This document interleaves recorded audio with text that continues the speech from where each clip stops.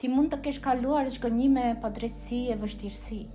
Ndoshta shumë dyert të janë mbyllur, por dije se çdo sprovë që ke përjetuar ka qenë për një qëllim. Asgjë nuk ndodh pa urtësinë e Allahut. Çdo gjë e mirë në jetën tënde nuk është pas teje, është përpara teje. Mos u tërzo për shkak të asaj që nuk funksionoi, sepse Allahu nuk të ka harruar. Kjo është një ditë e re, një mundësi e re, dhe Zoti po përgatit gjëra më të mira për ty. Ti nuk je destinuar për dështim, por për të ngritur lart sërish, për të kthyer te vlerat, te familja dhe te rrënjët e tua. Allahu të ka dhënë forcë, dije dhe qëllim. Ajo që ke përjetuar nuk është fundi, por pjesë e rrugës që të çon drejt asaj që Allahu të ka përgatitur për ty. Është pjesë e qëllimit tënd dhe misionit tënd.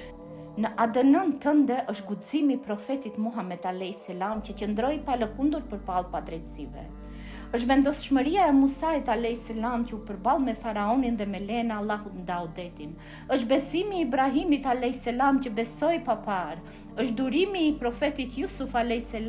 që përjetoi tradhti e padrejtësi që në fëmijëri.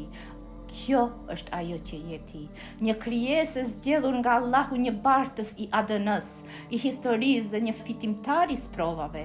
Mos harro se çdo vështirësi që ke kaluar të ka formuar për të mirën tënde. Ti je i fortë, je i guxishëm dhe do t'ja dalësh. Ec përpara me besim, ndiq me bindje atë që Allahu ka vendosur në zemrën tënde, sepse ai nuk vendos kur diçka në shpirtin tënd pa një arsye dhe pa një rrugdalje.